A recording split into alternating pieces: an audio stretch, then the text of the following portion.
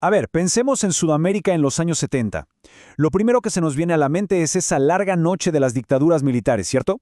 Y claro, décadas después llegó la democracia, como un amanecer. Pero, ¿y si la historia que siempre nos contaron sobre esta transición no fuera toda la verdad? ¿Y si esa libertad se hubiera construido sobre cimientos mucho, pero mucho más oscuros de lo que imaginamos? Hoy vamos a desentrañar uno de los capítulos más complejos de la historia reciente. Y aquí está la pregunta que lo cambia todo, la que parece ir en contra de toda lógica. Se supone que a mayor desarrollo económico, pues, más libertad, no menos. Entonces, ¿qué fue lo que salió tan mal en Sudamérica? La idea más común es bastante simple. Los regímenes militares fracasaron y por eso cayeron, como un castillo de naipes. Pero la realidad de esa década nos muestra una paradoja que, la verdad, es muy inquietante. Resulta que las sociedades consideradas más avanzadas y modernas, en lugar de afianzar su libertad, fueron las que sufrieron la represión más feroz. Empezamos con la primera sección, un mapa político desconcertante. Aquí vamos a ver cómo esa relación que uno esperaría entre progreso y libertad se puso completamente de cabeza. Y esto, claro, crea un verdadero misterio histórico. Miren este gráfico. Es que esta es la clave visual del problema. Por un lado, el cono sur, Argentina, Chile, Uruguay, con un alto desarrollo económico y su libertad política, por los suelos. Se desplomó. Y mientras tanto, en países andinos como Venezuela y Colombia, con economías menos avanzadas, se mantenían las democracias. O sea, la correlación está totalmente al revés.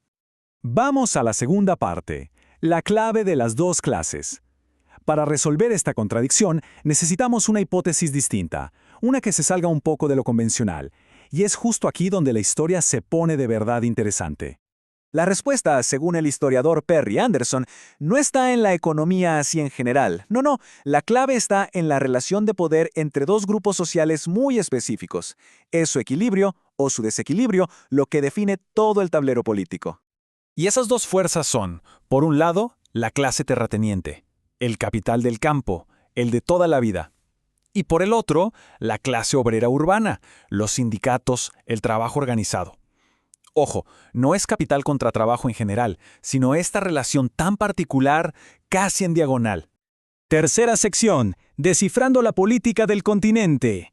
Ahora sí, vamos a usar esta clave para ver cómo abre las cerraduras de los distintos destinos políticos que tuvo el continente. A ver, empecemos con Venezuela, que era la gran excepción de la época. ¿Por qué su democracia sí funcionó? Pues porque ambas fuerzas clave eran débiles. La oligarquía terrateniente casi no existía. Estaba totalmente marginada por el boom del petróleo. Y la clase obrera, aunque era importante, era relativamente pequeña y estaba muy integrada en los grandes partidos. Sin esos polos de poder extremos, ¿qué surgió? Una democracia de clase media. Ahora vámonos al cono sur. Aquí la situación era el polo opuesto. Teníamos una clase terrateniente muy poderosa que controlaba la riqueza del país con las exportaciones agrarias. Y justo enfrente una clase obrera igualmente poderosa, súper organizada y muy combativa. Eran dos fuerzas masivas a punto de chocar. El resultado fue un conflicto tan pero tan intenso que solo pudo resolverse con la intervención militar más brutal. Y esta tabla lo ilustra todo de una forma brillante. La matriz se completa. Si los terratenientes son fuertes pero la clase obrera es débil, se obtiene una democracia restringida, como en Colombia. Y si los terratenientes son débiles pero la clase obrera es fuerte, como en Bolivia después de su reforma agraria, lo que tienes es una dictadura inestable, un volcán político permanente. El modelo, la verdad, encaja. Pasemos a la cuarta sección. La verdadera misión de los dictadores. Ahora que entendemos por qué surgieron, la siguiente pregunta es, ¿cuál era su proyecto histórico? ¿Qué querían lograr más allá de simplemente tomar el poder por la fuerza? Para entender su misión, hay que entender qué fue lo que la detonó, la llamada inflexión populista. Fue ese momento clave en los 60s, cuando la Revolución cubana electrificó a todo el continente. Los movimientos populares pasaron de pedir reformas a exigir una revolución socialista, un cambio total del sistema. Y esa fue la chispa que encendió todo. La respuesta militar fue, por lo tanto, una contrarrevolución preventiva. Su plan era bastante claro. Primero, reaccionar a esta amenaza. Segundo, y esto es lo más importante, eliminar la idea misma del socialismo del mapa político para siempre. Tercero, disciplinar a la fuerza laboral para que la acumulación de capital pudiera volver a funcionar. Y por último, planear un regreso eventual a una democracia, sí, pero una segura, una controlada. Y esta frase lo resume todo de una forma escalofriante.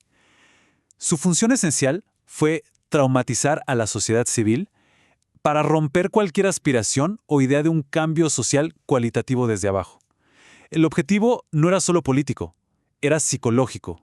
Se trataba de aniquilar la esperanza usando el miedo. Llegamos a la quinta parte, un inquietante tipo de éxito. Con todo esto en mente, volvamos a la pregunta del principio. ¿Fueron estas dictaduras simplemente un fracaso? La respuesta, como vamos a ver, es bastante más incómoda. Así que hagamos la pregunta directamente. Si su misión era la que acabamos de describir, ¿cumplieron sus objetivos o no? Y aquí está el veredicto, que es un veredicto dividido.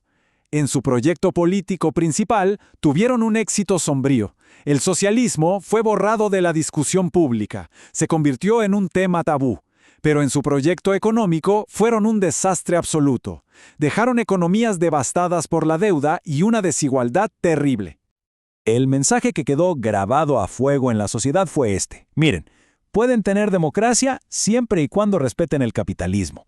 Si no lo hacen, se van a quedar sin democracia, pero van a tener que aceptar el capitalismo de todos modos. Una lección aprendida a un costo terrible. Y esta es la conclusión más dura y provocadora de todo el análisis.